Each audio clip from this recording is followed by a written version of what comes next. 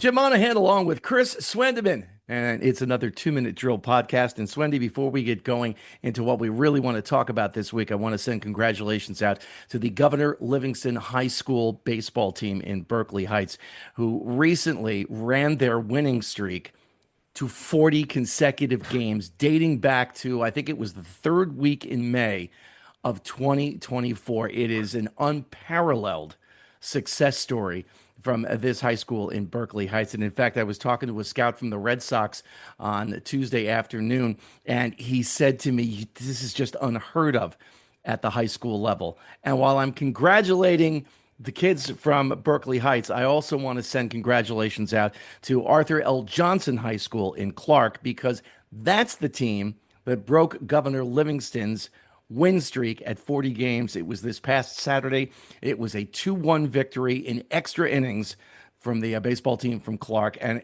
a fun game. Even though we were on the losing end of it, it was a fun game, nail biter. Both teams had numerous opportunities to win the game in regulation time, and neither one could do it. So congratulations to both, a 40-game winning streak, and then to the kids from Johnson who put an end to that streak. Oh, that's awesome. And that's so impressive. I mean, impressive doesn't even really explain it correctly, but to be able to do that and in the high school landscape, and now you get to start a new streak. That's the new fun of it. So there's that.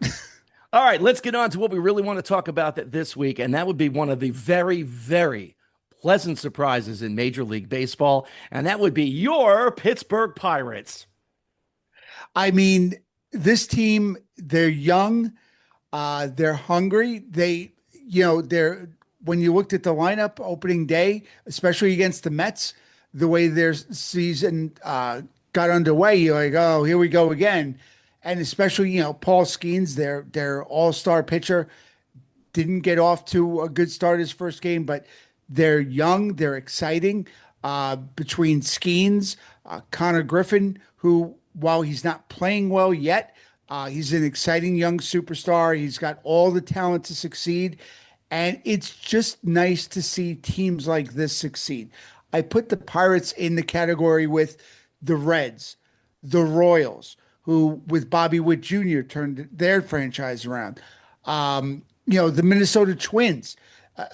Name me more than 3 players on the Twins right now, and and their pitching staff, but they somehow always seem to be in the thick of things. Right now, as we talk tonight, they're in first place, and it's good to see other teams compete.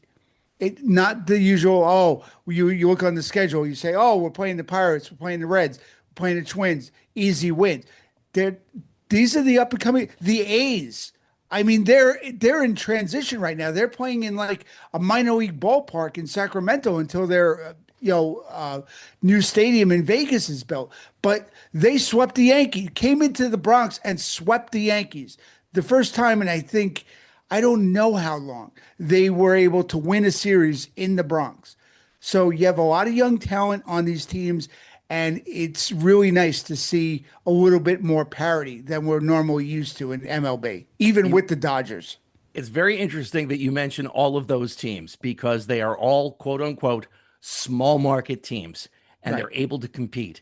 And my point all along is you don't have to spend a boatload of money every year in order to be competitive. Yes, it's nice to be the Yankees and to be able to spend money on the right players. It's nice to be the Mets or any of these bigger market teams. Look at what the Dodgers have been doing. And the Crazy. reason so many of these teams are complaining and bitching and moaning is because the Dodgers have been successful. But if you look, and you mentioned the word parity, if you look at the standings right now at the beginning, like we're only a couple of weeks into the season, Right. everybody's got about 145 or 146 games left.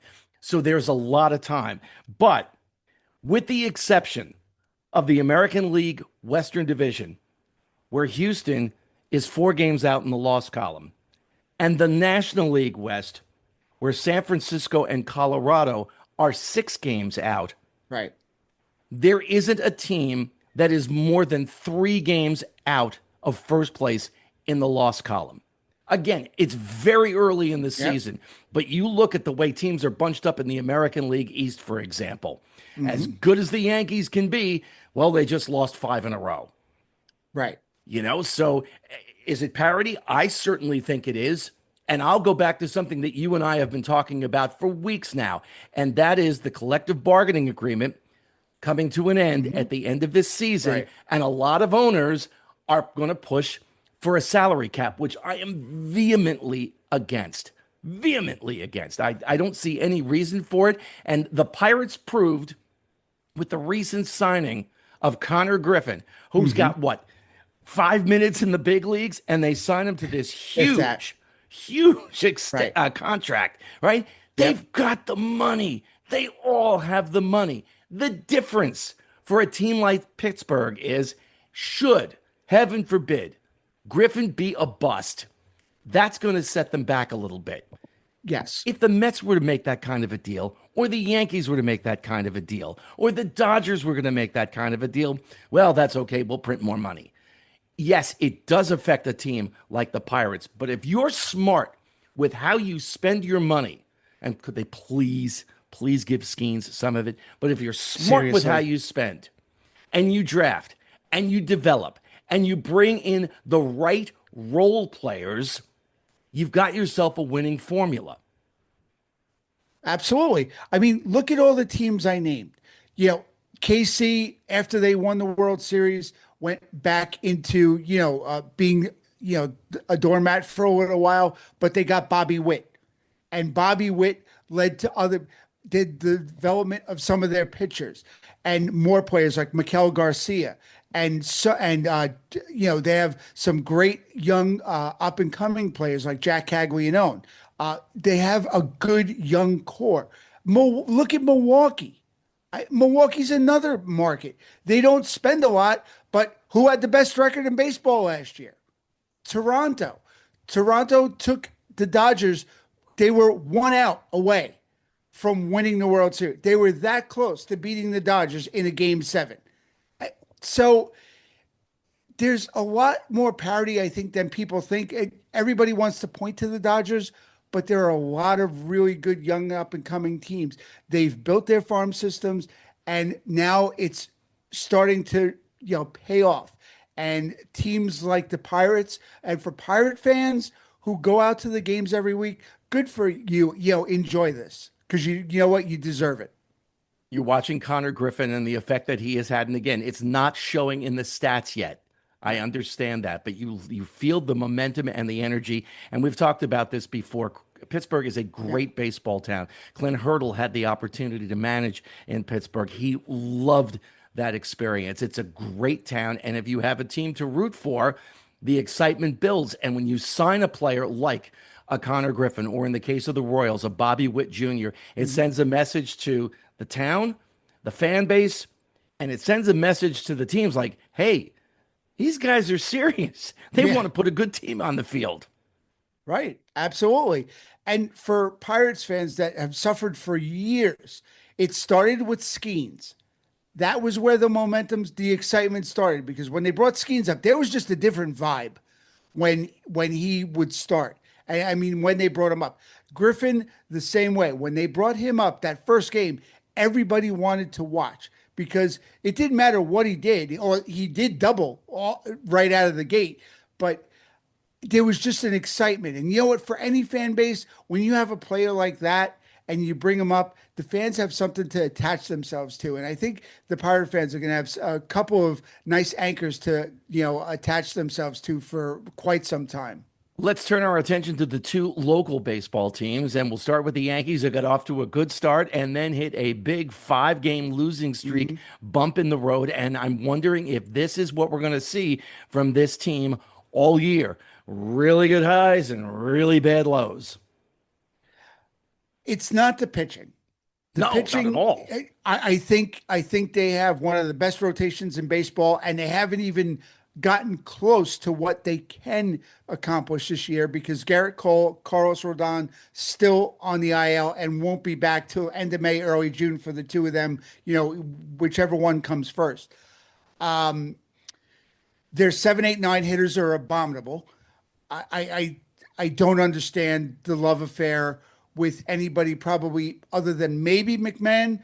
They keep starting Grichuk. I just I'm not seeing it. And watching every game, you just like again, tonight as we're recording this, they sat Ben Rice once again. This kid is a hitter. Why would you take him out of the lineup is beyond me. I have no idea. What, the analytics thing, I wish they would just throw it in the garbage because it's almost like they try to shoot themselves in the foot sometimes. Sunday they played a lineup. I looked at the lineup when I saw the lineup card go. I was like, they're playing what? It just looked so. Oh, I was like, did a kid make the lineup? Like it was just awful, and it showed, and they lost that game. And I just so there are sometimes the Yankees just overthink it, and you could just see it in the lineup some nights where you're just like, really, this is what we're going with tonight, huh? And I just, I know Boone sticks up for his players, and I like that about him. But sometimes he'll defend players, and it's not warranted. Like Boone, we get it. You're a player's manager. We get it. You stick up for your guys. But like the other day, sticking up for Jazz, I'm like, but he's a smart player. No, maybe he's not. Let's be. If you have major league, if you have so many years in the major leagues as Jazz does, and still don't know the rules of a double play, you may not be as smart as the manager's trying to paint you out to be, but I'll leave that alone. But the hitting is a problem, and they have to figure out that bottom of the order because right now it's atrocious. Meanwhile, on the other side of the city, you have the Oof. Mets, and Oof. Chris, we've talked about this. I thought the roster changes were necessary. I got it. They weren't winning with those guys, so let's try something different. And the Soto injury, he's out for at least another week. I don't even think he started a running program yet. The Soto injury is affecting them. But whatever was going on, it was beyond Alonso and McNeil and company. Right. And Nimmo.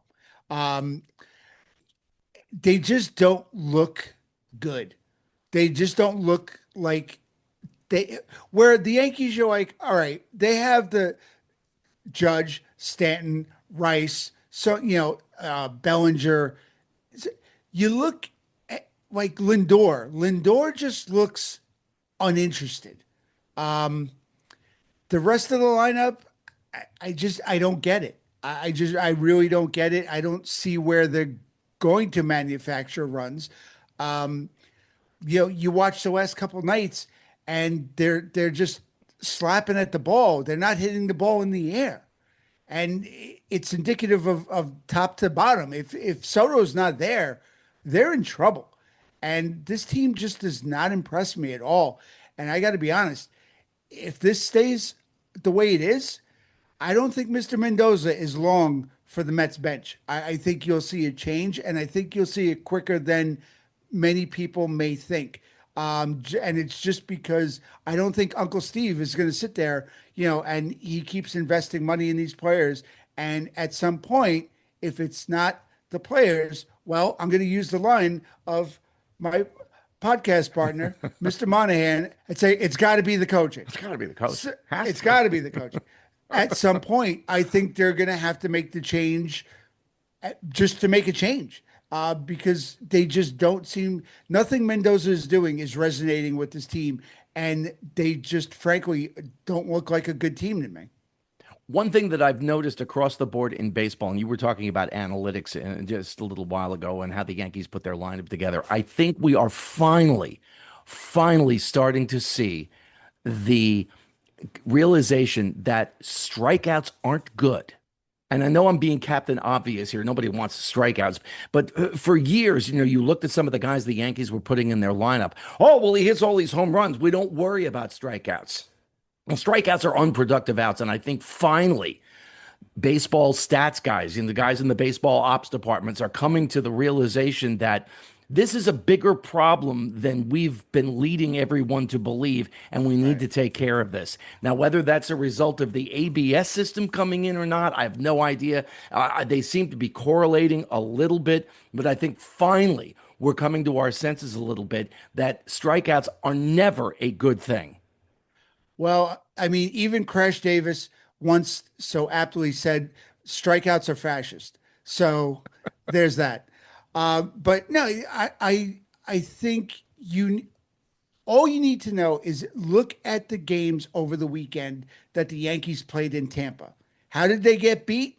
They got beat every night by small ball. They didn't get beat by the home runs. They got beat by somebody named Tyler Walls and players that Chandler Simpson, who basically ran around like Bugs Bunny, swiping bases against the Yankees all series long. Small ball can win. And Tampa proved it against the Yankees because if the Yankees aren't hitting home runs, they aren't really winning a lot of games. And that's frightening. As a Yankee fan, that's frightening to me. And with that, we'll wrap things up on the 2 minute drill for another week. You know what we say. If you like what we do, tell a friend. If you hate what we do, Tell three tell an friends. enemy. Tell somebody. Leave a comment, like, subscribe, do all that stuff. And Swendeman, we'll talk to you next week. You got it, Jim. Have a great week. Enjoy.